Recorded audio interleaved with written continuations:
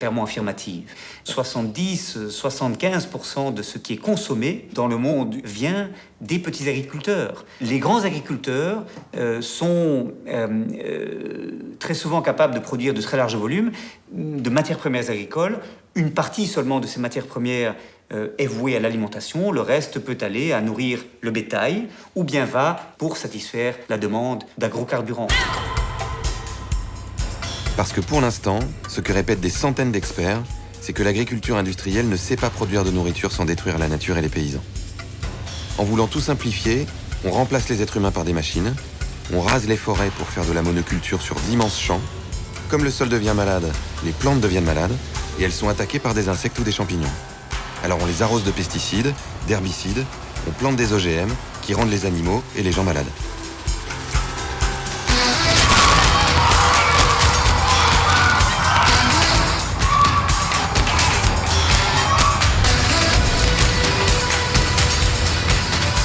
Comme on veut tous manger de la viande, on entasse des milliards d'animaux.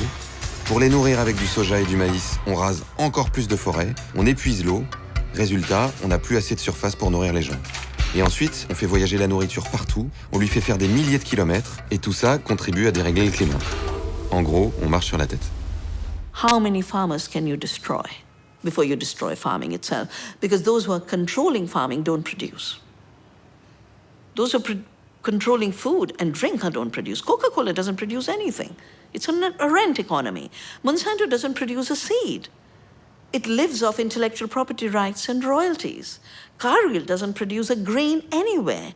It trades on what farmers have grown. So if you keep destroying that base, you destroy the ecological base, which gives you food, and you destroy the social base, which gives you food. Where will you have a food system? Que veulent les gouvernements? Les gouvernements veulent maintenir la paix sociale en s'assurant que les ménages vont dépenser le moins possible pour l'alimentation. Et dans des pays de l'Union européenne, par exemple, en moyenne, les ménages consacrent 12-13% du budget familial à l'alimentation. Si demain, on devait faire payer le véritable prix de l'alimentation aux ménages, en obligeant les ménages à payer les coûts sociaux, environnementaux, de santé publique qui résultent de l'agriculture industrielle qui est pratiquée, naturellement, il faudrait monter à peut-être 25-30% du budget pour s'alimenter. Et c'est quelque chose qui est politiquement tout à fait intenable. C'est la raison pour laquelle on continue de soutenir les agriculteurs les plus compétitifs qui pratiquent un type d'agriculture dommageable, certes, pour la santé publique, pour l'environnement, etc., mais qui satisfait les attentes à court terme des politiques comme du public.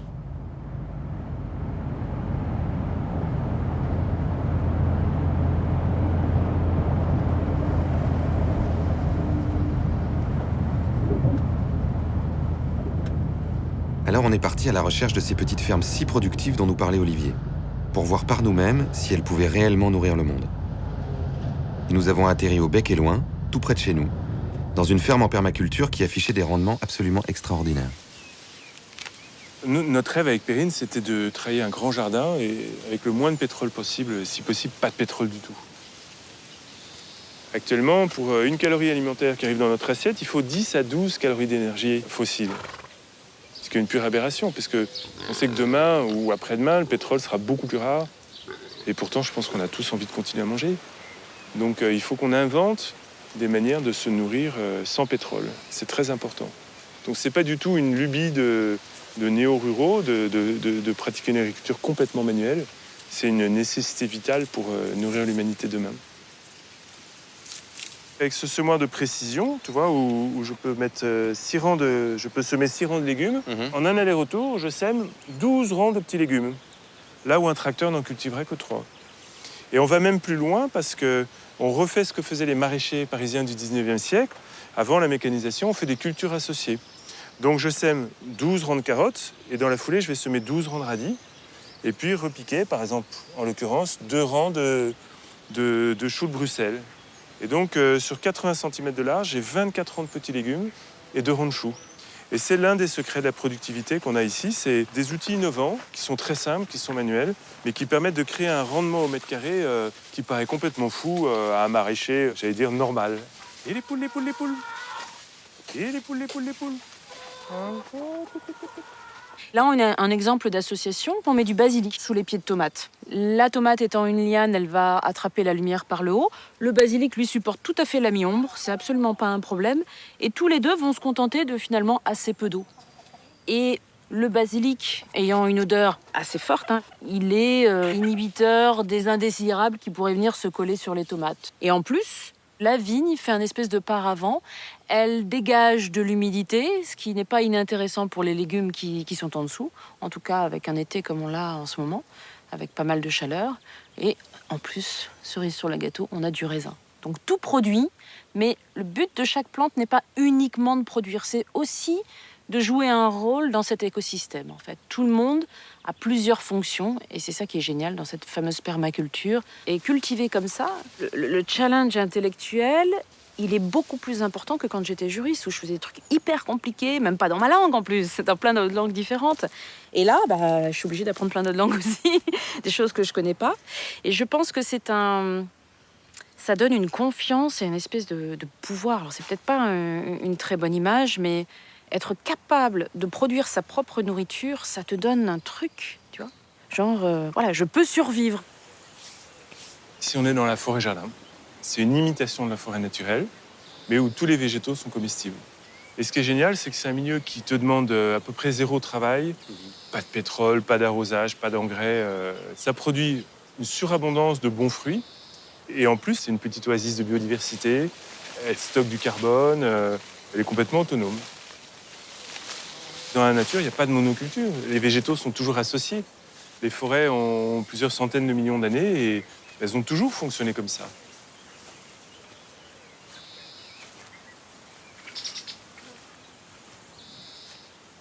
Actuellement, l'humanité se nourrit d'une vingtaine de plantes et 60% de notre alimentation repose sur le blé, le maïs et le riz, qui sont toutes des céréales annuelles. Et alors que dans notre longue évolution, quand on était des hommes préhistoriques et qu'on gambadait dans la nature, on mangeait surtout des fruits, des baies, des feuilles, des racines, des plantes pérennes. Et notre organisme est fait pour ce type de nourriture-là, davantage de fruits, davantage de baies, etc. Et donc notre alimentation qui repose beaucoup sur les céréales, sur la viande, sur les produits laitiers, est bonne ni pour notre santé et très mauvaise pour la planète. Donc vous avez tout créé. Ouais. C'était nu comme le dos de la main. Il n'y avait pas un arbre, pas une mare, rien. Et dans les analyses de sol, on est vraiment au plus bas dans les échelles de fertilité. Ici, c'est des cailloux sur des dizaines de mètres recouverts de 10-15 cm de mauvaise terre. Et donc en fait, en 8 ans, on passe 1 hectare de surface nue à une sorte de luxuriance un peu folle. On a réalisé, chemin faisant, qu'avec nos mains, on pouvait faire des choses que la machine ne peut pas faire. Et notamment soigner amoureusement le sol. Et le sol, c'est le fondement d'une agriculture. Donc quand on a un sol très riche, très vivant, extrêmement bien soigné et bichonné, forcément les résultats sont là. Deuxième chose, c'est densifier beaucoup plus les cultures. Et puis troisième chose, c'est associer les cultures entre elles. Et si on met bout à bout ces 3 facteurs, on arrive maintenant, et l'étude le démontre, à créer parfois plus de 100 € de légumes du mètre carré, et parfois même encore plus. Et donc là, l'étude que vous avez faite, qu'est-ce que vous vouliez démontrer ? L'étude qu'on mène avec AgroParisTech et l'INRA cherche à valider l'hypothèse que 1000 m² cultivés, c'est-à-dire c'est une petite surface quand même, permettent de créer une activité durable et décemment rémunérée. Et dès la première année, là on est en année 3, dès la première année, on a produit plus de 32 000 € de légumes sur les 1000 m², dans une mauvaise année en plus. L'année suivante, c'est monté à 39 000 €. Là, c'est en train de monter encore beaucoup parce qu'on prend confiance dans cette démarche, donc on est un peu plus audacieux. Donc ce sont des chiffres d'affaires qui sont tout à fait similaires à ce que nos collègues font sur 1 hectare, parfois plus. Et donc ça montre qu'en faisant tout à la main sur un tout petit territoire, tu peux produire autant qu'avec un tracteur sur un territoire 10 fois plus grand, sensiblement. Et ça, je trouve, c'est porteur de beaucoup d'espoir parce que ça laisse entrevoir des micro-fermes beaucoup plus faciles à créer et à loger partout, en ville, en périphérie des villes. Et du coup, on peut imaginer une société avec une véritable sécurité alimentaire. C'est une forme d'agriculture qui est en plus profondément belle. Comme Charles et Perrine, 1,5 milliard d'agriculteurs cultivent aujourd'hui sans tracteur et sans pétrole. L'étude menée par Olivier de Scutter pour l'ONU dans 68 pays montre qu'en pratiquant l'agroécologie, ils pourraient multiplier leur rendement par 2. Et en pratiquant la permaculture, ils pourraient certainement les multiplier par 3 ou 4. Comme 70% de ce que nous mangeons vient actuellement de ce que ces petits paysans produisent, nous pourrions, à condition de manger peu de viande, nourrir 10 à 12 milliards de personnes dans les 20 années qui viennent, en créant des millions de petites fermes tout autour des villes, des dizaines de millions d'emplois, en régénérant les écosystèmes, en stockant du CO2 dans les sols, en permettant aux paysans de gagner plus d'argent et de produire une nourriture saine pour leur communauté. Mais alors, pourquoi on ne le fait pas ?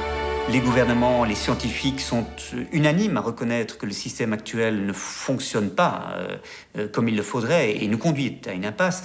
Mais les alternatives sont très lentes à émerger. Mais pourquoi? Qu'est-ce qui empêche les gouvernements de les faire émerger?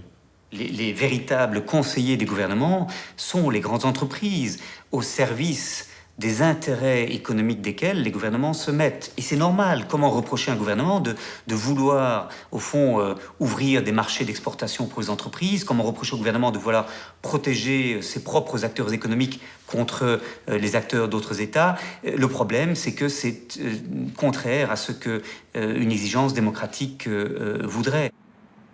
Mais c'est qui les entreprises qui peuvent empêcher l'agriculture de changer? Celles qui gagnent le plus d'argent avec le système comme il est. 5 des 6 plus grosses entreprises, en tout cas les plus riches dans le monde, c'est des compagnies pétrolières. C'est grâce au pétrole qu'on peut faire marcher les tracteurs, qu'on peut faire des engrais, des pesticides, donc qu'on peut cultiver sur des champs immenses, qu'on peut faire voyager la nourriture dans le monde entier. Donc en fait, si on trouvait le moyen de se passer complètement du pétrole, ça nous obligerait à faire de la permaculture et de l'agroécologie?